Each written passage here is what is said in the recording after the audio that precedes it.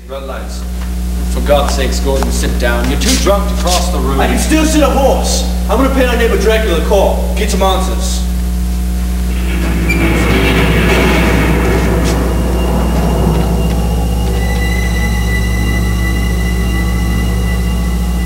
Evening, Dr. Seward. And this, I take it, must be Lord Goldaming. Didn't anyone ever teach you to knock? You're Dracula, huh? I want to ask you some questions about the late Dr. Van Zandt. Ah yes, my condolences on the loss of your friend. I fear my absence was noted at the funeral. We did think it rather queer. Suffered quite a loss, you know. I know more of loss than you can ever comprehend, Lord Goldaming. But I see no need to mourn for the dead. In many ways, they are to be envied. What do you mean by that? Have a little respect, I believe you said the other day you'd be leaving us soon, Count. Yes. My business here will be concluded this very night. I've come to bid you all farewell. Yes. Well, it's certainly nice to have met you. I should also like to pay my respects to Miss Murray. Really? Yes, well, I'm afraid you can't do that. The professor left very strict orders. And she's rather worse today. Ah, yes. The professor. So, I was afraid he'd prove an annoyance. Now look here! I've had just about enough of your cryptic remarks. Don't shock me, Cedric! I want some very straight answers to some very simple questions. It's getting so anyone with fancy dress and an accent can claim descent from the Caesars. You are a very formidable opponent, Lord Goldaming. What is it you wish to know? Well, I wish to know about Helga's death for one thing, and about those other murders in the village. Seems to me that he started haunting Carfax Abbey at just about the right time. And so suspicion falls on this stranger. You're bloody well right it does. Now I want the truth. The truth. If I had committed those murders in the village and destroyed Dr. Van Zandt, if I were the sinister agent responsible for Miss Murray's condition, if you knew this to be true, to whom could you speak among all humankind and be believed? Should I reveal to you that I were some creature that sustains itself forever by drinking human blood? Some vampire out of legend who would go screaming to a priest who would tell you such things do not exist. The vampire in these times should perish from solitude and disbelief.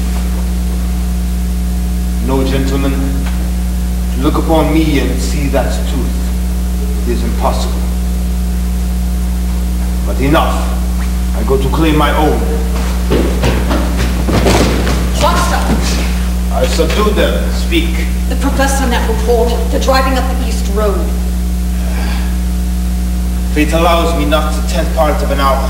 Take them now. Show them your strength, and they shall worship you too. It cannot be. The spell I make can brook no interruption. I take more than blood tonight. I take a bride who weds me in knowledge. You'd better be good, Dr. Seward, or I'll have to send you back to your cell. They know how to take care of you there. Renfield would show them how. And you're a snot. Would you care for a fly?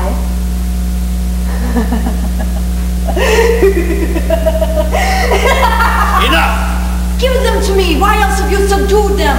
These men amuse me, though they are blind. They ease the tedium of everlasting life. The professor is another matter.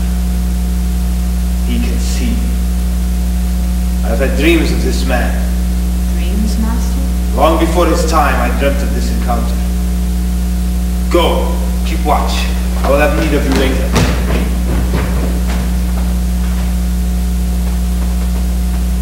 Soon, your Van Helsing will arrive to tell you what I am. That I am the undead, come from the legends of my people to prey upon your helpless women. But you will refuse to believe such foolishness. You will refuse. They're coming. Return to your quarters. Tell nothing of what has happened. Go! We remember nothing of my presence. Nothing has happened. Nothing was said. No visitor has come this night.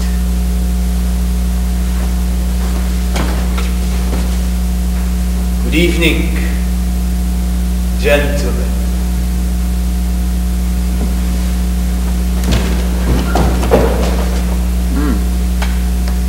As I was saying, Gordon, Gordon? Huh? Oh, what's that? Oh. You must have nodded off for a moment. I had warned